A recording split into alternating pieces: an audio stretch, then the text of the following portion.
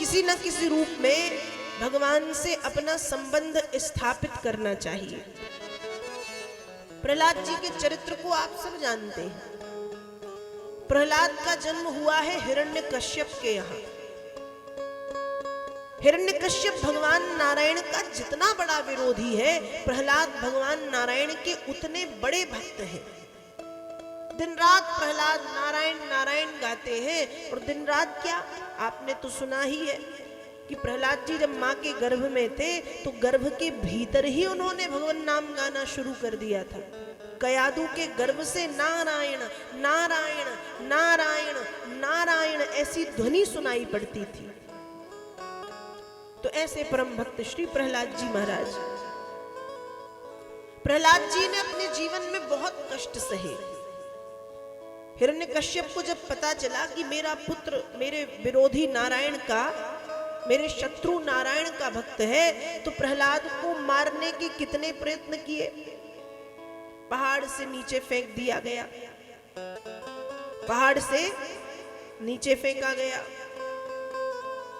गरम लोहे के खंबे से बांधा गया, जहर दिया गया, आग में जलाया गया। हिरण्यकश्यप की बहन है होलिका, अभी आने वाली है होली। तो होलिका प्रहलाद जी को लेकर के बैठ गई। उनको वरदान है कि आग में नहीं जलोगी। अब होलिका तो बैठ गई, लेकिन यह भी कहा था कि वरदान का यदि दुरुपयोग होगा तो तुम्हारी हानि है। प्रहलाद की हानि के लिए होलिका प्रहलाद को गोद में लेके बैठी, आग लगाई गई, परिणाम निकला होलिका जल गई, प्रहलाद जी सुरक्षित हो गए। प्रहलाद जी ज्यों के त्यों हैं, कोई फर्क नहीं, कोई असर नहीं, सब बढ़िया है। तो हाथी के पैर के नीचे फेंका गया, तो हाथी प्रहलाद जी के सामने, जो पागल हाथी था उसने प्रहलाद को अपनी सूंड में लपेट के अपनी पीठ पे बिठाया। जहरीले सर्प बिच्छुओं के सामने फेंका, जहरीले सांप बिच्छू प्रहलाद के संगत में पहुंचते ही केचुए की तरह सीधे हो गए। जंगल से लाया गया एक खूंखार शेर के सामने प्रहलाद को फेंका, लेकिन वो शेर भी वफादार कुत्ते की तरह प्रहलाद के पैरों को चाटने लगा। होलिका के साथ आग में जब बिठाया गया तो होलिका जल गई, प्रहलाद जी ज्यों के त्यों हैं। प्रहलाद जी की रक्षा हुई। न जाने कितने कितने बार हिरण्यकश्यप ने प्रहलाद जी को मारने का प्रयास किया। अंत में हिरण्यकश्यप ने प्रहलाद जी को एक काल कोठरी में बंद किया है और कहा है कि इसको कोई खाने नहीं देगा, ये मर जाएगा पड़ा पड़ा अपने आप, ये मरेगा। सबसे कह दिया है कि इसको ना भोजन मिलेगा, इसको ना पानी मिलेगा। ठीक है, 2-4 दिन तो बीते। भगवान नारायण ने माता लक्ष्मी से कहा कि आपके पुत्र भूखे हैं और आप यहाँ आनंद से बैठी हैं। तो लक्ष्मी जी ने भी एक थाल में 56 प्रकार के व्यंजन सजाए और लक्ष्मी जी ले गई। प्रहलाद जी को अपने हाथों से भोग पवाया, थाल वहीं छोड़ के चली गई। अब जब थाल छोड़ के चली गई, हिरण्यकश्यप आया, उसने देखा कि मना करने के बाद भी भोग सजा हुआ रखा है। पूछा कि बता, मेरे मना करने पर भी इस कारागार में तुझको ये भोजन देने का दुस्साहस किसने किया, किसने भोजन दिया?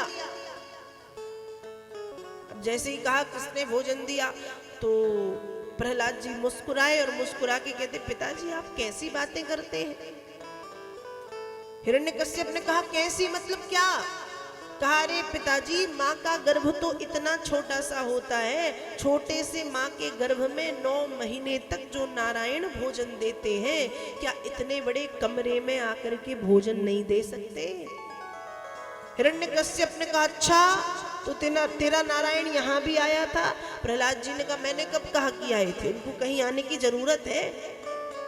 हिरण्यकश्यप बोला, फिर कहा, उनको आने की जरूरत नहीं है। हरि व्यापक सर्वत्र समाना, प्रेम ते प्रगट हो ही में जाना, है कण कण में झांकी भगवान की, किसी सूझ वाली आंख ने पहचान आने की। कहाँ नहीं है, कहाँ नहीं है वो, उनको आने की जरूरत नहीं है, वो सर्वत्र है। अब जैसे ही ये बातें हिरण्यकश्यप ने सुनी तो कहता है क्वासौ यदि स सर्वत्र कस्मात् स्तंभे न दृश्यते, यदि वो सर्वत्र है तो इस खंबे में भी होंगे, और यदि इस खंबे में तो मुझे दिखता क्यों नहीं, मुझे दिखते क्यों नहीं है, मैं देखना चाहता हूं वो कहां है, मुझे देखना है। ठीक है, देखिएगा। प्रहलाद जी कहते हैं पिताजी उनको देखने के लिए बुलाना पड़ेगा, और बुलाना कैसे पड़ेगा, प्रेम ते प्रगट हो ही मैं जाना। उनको एक ही बंधन में बांधा जा सकता है, वो है भक्ति का बंधन, वो है प्रेम का बंधन। उनको क्रोध के, उनको काम के, उनको लोभ के बंधन में नहीं बांधा जा सकता।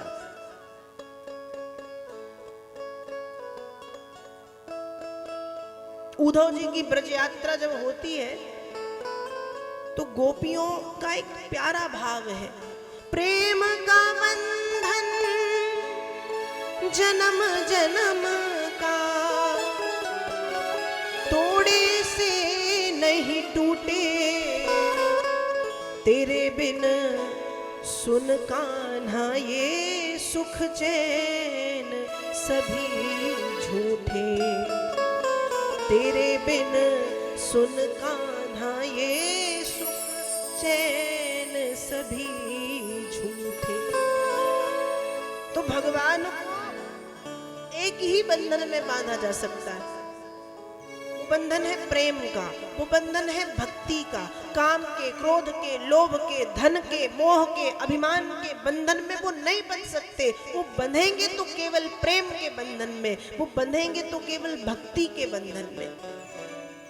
तो प्रहलाद जी ने कहा कि पिताजी आ जाएंगे, वो सर्वत्र है, दिखेंगे, लेकिन कब, प्रेम ते प्रगट हो ही मैं जाना, जो करते रहोगे भजन धीरे धीरे तो मिल जाएगा वो, तो मिल जाएगा वो सजन धीरे धीरे, मिल जाएंगे वो, पर कब, प्रेम ते प्रगट हो ही मैं जाना, जब हम प्रेम से बुलाएंगे तब। हिरण्यकश्यप सोचता है अच्छा मौका है इससे और इसके नारायण को मारने का। वो चला गया गदा इत्यादि लेने। प्रहलाद जी ने कह तो दिया है कि खंबे में भगवान है, पर सोच में डूब गए कि क्या सचमुच खंबे में भगवान है।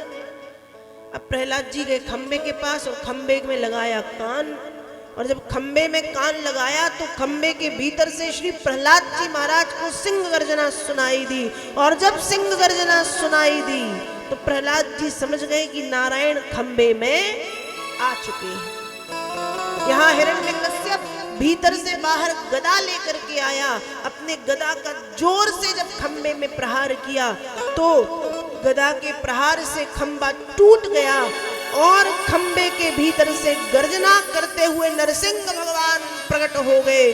बोलिए नरसिंह भगवान की जय, भक्त वत्सल भगवान की जय। नरसिंह भगवान गर्जना करते हुए प्रकट हुए। अब जैसे ही नरसिंह भगवान को देखा हिरण्यकश्यप ने, तो एक बार तो वो भी एकदम कांप गया कि ये क्या है, ये भयंकर सा क्या है। लेकिन फिर उसे याद आया कि अरे मुझे तो वरदान है, ना दिन में मरूंगा ना रात में। भगवान से कहता अरे नारायण तू क्या मारेगा मुझे, मुझे तो वरदान है, दिन में मरूंगा ना रात में। भगवान ने कहा थोड़ी झांक खिड़की से, दिन है या रात। हिरण्यकश्यप ने जब खिड़की के बाहर देखा तो ना दिन थी, ना दिन था ना रात थी। क्या था, शाम का समय था, गोधूली बेला का समय था।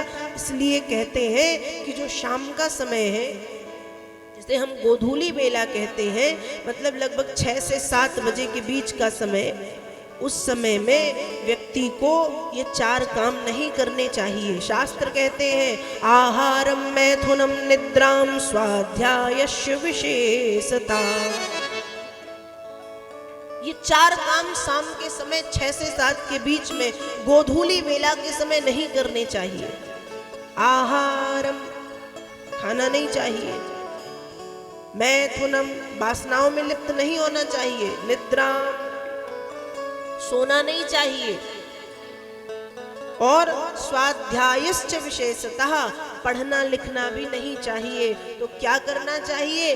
कहा ये जो शाम का समय है ये दीपक जलाने का, आरती करने का, संध्या वंदन करने का, पूजन इत्यादि करने का होता है। क्यों? क्योंकि ये वही समय है जिस समय श्री हरि नारायण ने नरसिंह रूप धर करके हिरण्यकश्यप का वध किया था। तो कहा दिन में न रात में। भगवान ने कहा ठीक, तो न दिन थी न रात, शाम का समय था। कहता है अस्त्र से ना शस्त्र से, भगवान बोले अस्त्र है ना शस्त्र, मैं मेरे नखों से, नाखूनों से तुझे मारूंगा। फिर कहता है पृथ्वी पर न आकाश में। भगवान ने पकड़ा और पकड़ के जंघा पर लिटाया, लटक गया जंघा पे। कहा देख, ना पृथ्वी है ना आकाश, मेरी जंघा पर है। मनुष्य से न देवता से, भगवान ने कहा मनुष्य हूं न देवता। कहता है वर्ष के 12 महीने में किसी भी माह में मेरी मृत्यु नहीं होगी। भगवान ने कहा इसलिए तुझको मारने के लिए मैंने 13वां महीना बनाया है, जिसको हम कहते हैं मलमास, जिसको हम कहते हैं पुरुषोत्तम मास, जिसको हम कहते हैं अधिक मास, 13वां महीना। और ऐसा कहते हुए अपने दोनों हाथों के नाखूनों को हिरण्यकश्यप की छाती में चुभा करके उसकी छाती को फाड़ करके विदीर्ण कर दिया, छिन्न भिन्न कर दिया। रक्त की धारा बह गई और उसको फेंक दिया।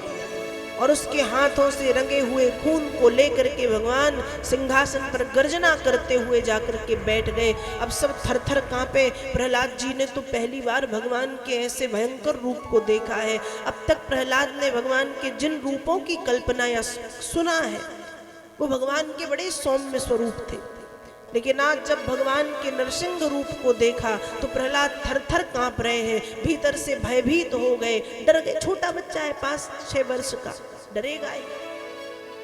देवी देवता थर-थर कांप रहे। ब्रह्मा सोच में पड़ गई ये शांत कैसे होंगे। अब लक्ष्मी जी कहती मैं जाती हूँ, अभी शांत करूंगी। नारायण मुझसे बहुत प्रेम करते हैं, अभी मैं जाऊंगी, 1-2 बार प्यार से बातें करूंगी, मीठी बातें करूंगी कि शांत हो जाएंगे। ब्रह्मा जी ने कहा कोशिश कर लो। अब लक्ष्मी जी चली नारायण को मनाने। जब नारायण को मनाने लक्ष्मी जी चली और आधी दूर से ही नारायण ने जब गर्जना की तो उल्टे पैर लक्ष्मी वापस। ब्रह्मा जी ने कहा क्या हुआ देवी? लक्ष्मी जी बोली आज मेरे वश में नहीं है। तो किसके बस में है? किसके बस में है? भक्त बिना ये कुछ भी नहीं है, भक्त बिना ये कुछ भी नहीं है। भक्त है इनकी जान, भगत के वश में है भगवान, भगत के वश में है भगवान। किसके वश में है? भक्त के वश में है। प्रहलाद जी को आगे किया गया। प्रहलाद जी कांपते हुए भगवान के पास में जाकर के खड़े हो गए। भगवान ने प्रहलाद जी को उठा करके गोद में बिठाया और गोद में बिठा के भगवान ने प्रहलाद जी को लाड़ किया। जैसे जब बच्चे खेल कूद के घर वापस आते हैं, छोटे बच्चे, तो माता पिता क्या करते हैं? लाड़ करते हैं, गोद में लेके चूमते हैं, गोद में ले लेते हैं, गोद में बिठा लेते हैं। वैसे ही भगवान ने प्रहलाद जी को गोद में बिठाया और प्रहलाद जी को लाड़ किया है, प्रेम किया है। अब भगवान नरसिंह के रूप में है, सिंह का रूप है, चूम सकते नहीं। अपनी जीभ से प्रहलाद के गालों को भगवान चाट रहे हैं, मानो चूम रहे हो। प्रहलाद के सिर पे हाथ फेर रहे हैं, प्रहलाद को निहार रहे हैं, लाड़ प्रेम कर रहे हैं, दुलार कर रहे हैं। और दुलार इत्यादि करके भगवान का जब शांत हुआ मन, तब भगवान प्रहलाद जी से कहते हैं कि बताओ वत्स तुमको क्या चाहिए। तो प्रहलाद जी कहते हैं भगवान ऐसी कृपा करें कि जब आप मुझे ना मिले तो मैं कामी बन करके आपको चाहूं। जैसे कामी स्त्री के पीछे पागल होता है, स्त्री के पीछे भागता है, जब आप मुझे ना मिले तो कामी बनकर के मैं आपको प्रेम करूं, और जब आप मुझे मिल जाएं तो जैसे लोभी धन को छिपा करके रखता है, मैं आपको छिपा करके रख लूं। हे भगवान, मेरा सारा जीवन आपके नाम को गाते गाते गाते गाते व्यतीत हो जाए। भगवान, मैं आपकी भक्ति चाहता हूं। भगवान नारायण ने प्रहलाद जी को भक्ति का वरदान दिया और भगवान वहां से अंतर्धान हुए। इस तरह से भगवान ने नरसिंह रूप धर करके श्री प्रहलाद जी महाराज की रक्षा की।